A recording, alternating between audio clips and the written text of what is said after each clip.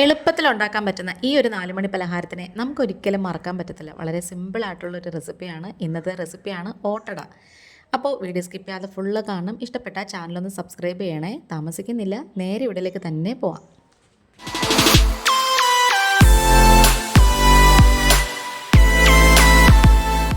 ആദ്യമായിട്ട് നമുക്ക് ഗ്യാസ് ഒന്ന് കത്തിച്ചതിന് ശേഷം കുറച്ച് വെള്ളം തിളപ്പിച്ചെടുക്കാം. മാവ് കുഴയ്ക്കുന്നതിന് വേണ്ടി നമുക്ക് നല്ല തിളച്ച വെള്ളം വേണം. പിന്നെ കുറച്ച് ശർക്കര ചീകി വെച്ചിട്ടുണ്ട്, അരമുറി തേങ്ങയും കൂടി തിരുമ്മി വെച്ചിട്ടുണ്ട്. ഇതിൻ്റെ മെയിൻ ഇൻഗ്രീഡിയൻസ് എന്ന് പറയുന്നത് ഇത്രയും സംഭവങ്ങളൊക്കെ ഉള്ളൂ. പിന്നെ നമുക്ക് വാഴയില വേണം. ഞാനിപ്പോൾ 4 എണ്ണമാണ് കേട്ടോ ഉണ്ടാക്കുന്നത്. ഇച്ചിരി വീതിക്കുള്ള വാഴയില എടുത്തിട്ട് കഴുകിയിട്ട് പൊടിമണ്ണൊക്കെ പറ്റിയിരിക്കും. അതുകൊണ്ട് തന്നെ കഴുകിയതിന് ശേഷം നമുക്ക് അതിലേക്ക് കുറച്ച് നല്ലെണ്ണ ഒന്ന് തൂക്കി കൊടുക്കണം. നെയ്യ് ഉരട്ടിയാലും മതി, പക്ഷേ നല്ലെണ്ണയാണ് കേട്ടോ കുറച്ചുകൂടെ ടേസ്റ്റ് എന്ന് പറയുന്നത്. നെയ്യ് ചേർക്കുമ്പം ഫ്ലേവർ പെട്ടെന്ന് നമുക്ക് അറിയാൻ പറ്റും. അപ്പോഴത്തേക്കും ആ ഓട്ടടയുടെ ട്രഡീഷണൽ ആയിട്ടുള്ള ആ ഒരു മണവും ടേസ്റ്റും ഒക്കെ മാറിപ്പോകുന്ന പോലെ. ഇനി നമുക്ക് വെള്ളം തിളപ്പിച്ചെടുത്തിട്ട് നമുക്ക് മാവിലേക്ക് ഒഴിക്കണം. അതിന് വേണ്ടിയിട്ട് നമുക്കൊരു വിസ്താരമുള്ള പാത്രം എടുക്കാം. അതിലേക്ക് നമുക്ക് പൊടി ഇട്ടെടുക്കാം. ഞാനിപ്പം അജ്മിയുടെ ഇടിയപ്പപ്പൊടിയാണ് കേട്ടോ എടുക്കുന്നത്. 4 എണ്ണത്തിന് വേണ്ട ആ ഒരു കൂട്ട് ഇങ്ങനെ ഒന്ന് ഇട്ട് കൊടുക്കണം.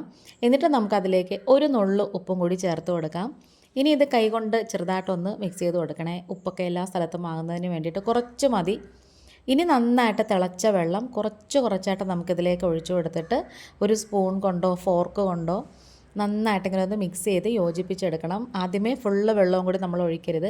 ഇടിയപ്പത്തിനെ കുഴക്കത്തില്ല, അതുപോലെയൊക്കെ തന്നെ മാവുകൾ ഓരോന്നും ഓരോ ടൈപ്പാണ്. അപ്പം ചില പൊടികൾ കൂടുതൽ വെള്ളം കുടിക്കും, ചില പൊടികൾ ഈ കുറച്ച് മതി, കറക്റ്റ് ആയിരിക്കും. അപ്പം നിങ്ങൾ യൂസ് ചെയ്യുന്ന ഏത് ബ്രാൻഡെന്ന് വെച്ചാൽ അതെടുത്താൽ മതിയേ.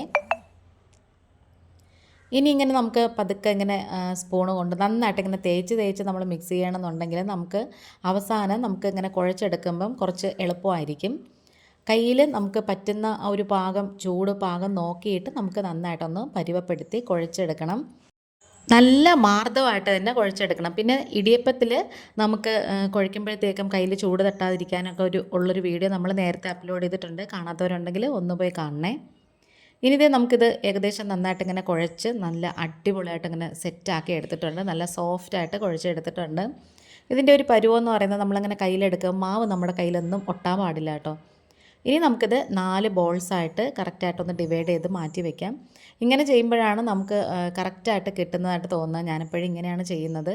അപ്പോൾ വീഡിയോ കണ്ടുകൊണ്ടിരിക്കുന്ന സമയത്ത് നിങ്ങൾക്ക് ചാനൽ ഇഷ്ടപ്പെടുകയാണെന്നുണ്ടെങ്കിൽ ഒന്ന് സബ്സ്ക്രൈബ് ചെയ്ത് സപ്പോർട്ട് ചെയ്യണം. നിങ്ങളുടെ ഫ്രണ്ട്സ് ആൻഡ് ഫാമിലിക്ക് ഒന്ന് ഷെയർ ചെയ്ത് കൊടുക്കണേ.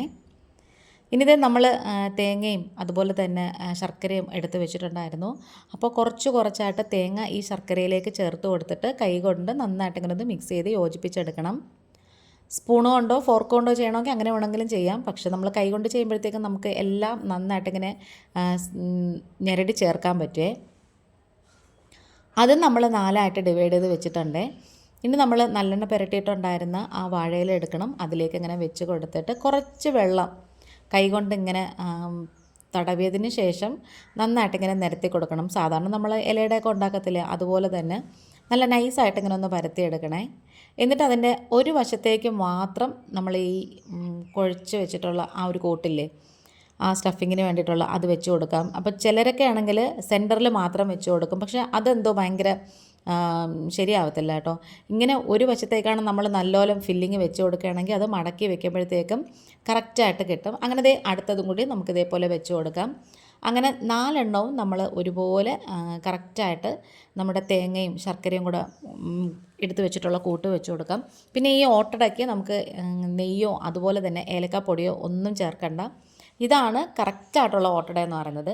അപ്പോഴത്തേക്കും ദോശക്കല്ല് ചൂടാക്കാനായിട്ട് വെച്ചിട്ടുണ്ടായിരുന്നു. കല്ല് നന്നായിട്ട് ചൂടായതിന് ശേഷം നമുക്കിങ്ങനെ 2 എണ്ണം വെച്ച് കൊടുക്കാം. ഇതിപ്പം വലിയ ദോശക്കല്ലായിട്ട് 2 എണ്ണം വെച്ച് കൊടുക്കാം. ചെറുതാണെങ്കിൽ നിങ്ങൾ 1 എണ്ണം വെച്ചാൽ മതി. ചെറുതായിട്ട് നമ്മൾ ഇല വാടി വരുമ്പോഴത്തേക്കും പതിയെ മറിച്ച് ഇട്ട് കൊടുക്കാം. നമ്മളിത് വെക്കുമ്പോഴത്തേക്കും തീ ഹൈ ഫ്ലെയിമിൽ വെച്ചേക്കണേ. എന്നിട്ട് നമ്മളിത് മീഡിയത്തിലും ലോയിലും ആയിട്ട് നമ്മളിങ്ങനെ തിരിച്ചും മറിച്ചും വെച്ച് കൊടുത്താൽ മതി. നമ്മൾ തിളച്ച വെള്ളത്തിൽ കുഴച്ചുകൊണ്ട് തന്നെ മാവ് നന്നായിട്ട് വെന്ത് കിട്ടും. എന്നാലും അതിൻ്റെ ഒരു പച്ച മണമൊന്നും വരാതിരിക്കാനും പച്ച ചുവ വരാതിരിക്കാനും നമ്മളിങ്ങനെ തിരിച്ചും മറിച്ചും ഇട്ടെടുക്കണം കേട്ടോ. നമ്മുടെ വീട്ടിൽ എന്ത് വിശേഷം വന്നാലും നമ്മൾ ഗണപതിക്ക് വേണ്ടിയിട്ട് ഈ ഒരു ഓട്ടട ഉണ്ടാക്കാറുണ്ട്. ഇപ്പോൾ എന്തായാലും നന്നായിട്ട് വെന്ത് കിട്ടിയിട്ടുണ്ട്. ഇനി നമുക്കിത് കഴിച്ചു തുടങ്ങാം. നമ്മുടെ വീഡിയോയും വൈൻഡപ്പ് ചെയ്യാറായിട്ടുണ്ട്. ഇന്നിപ്പം ഇത്രയേ ഉള്ളൂ. വേറൊരു വീഡിയോ ആയിട്ട് വേഗം വരാം. Thanks for watching.